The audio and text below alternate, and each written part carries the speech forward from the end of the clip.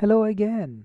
So today we are talking about Cartesian plane and table of values and plotting table of values on a grid, and then we go from there to the next level, which is graphing a line and different types of relations.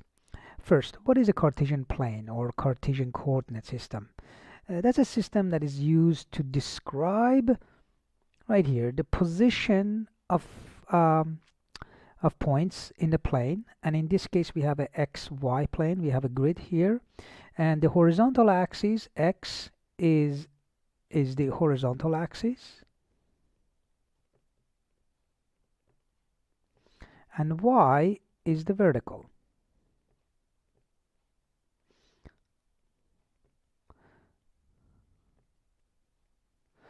All right, and to the right of the axes, values are positive. To the left, values of x are negative, and up for y is positive, down is negative. So that is done by convention. You just have to remember that. The very center of the grid, where the x-axis and the y-axis intersect, that is called the origin.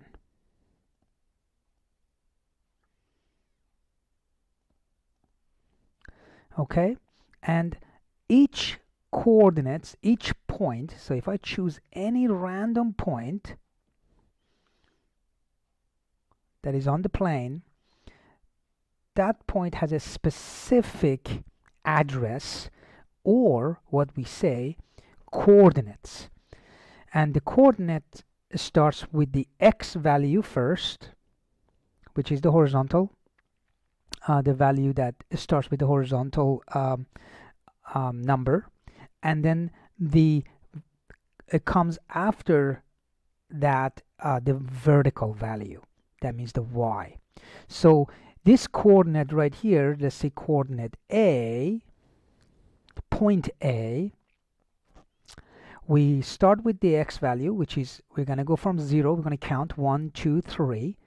So once we hit 3, because we know that the point is right across it, above, so we're going to go up until we hit the point, and then, so we know that this is 3 for the x value, and then we have to go across to hit the y value, and we have the x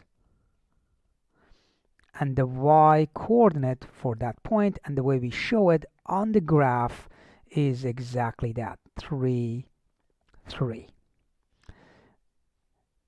Okay, let's look at the origin coordinate. What is the x value for the origin? The x coordinate is 0. It's right there. We are not going up and down, we're staying right there.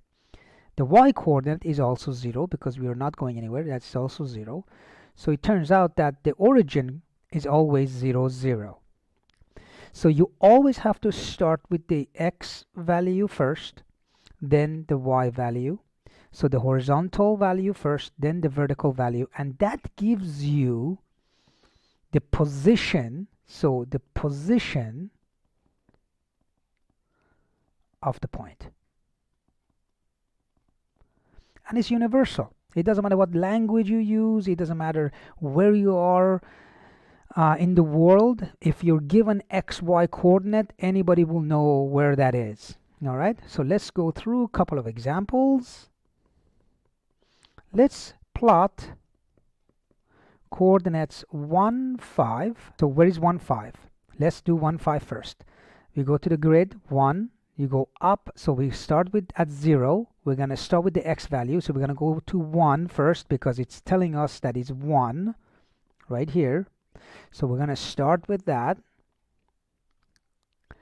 and then we're going to go up to 5. 1, 2, 3, 4, 5. That is, let's call that A, and let's call, okay, actually let's make it both negative, -4, -8. Here we go, that's better. All right, so this coordinate A is 1, 5. -4 and -8, where is that? -4. I'm going to start with on the x-axis. We're going to hit -4 is right here, -4, and then we're going to come all the way down until I'm right across -8, and that is the coordinate -4, that is point B, -4 and -8 for the y value.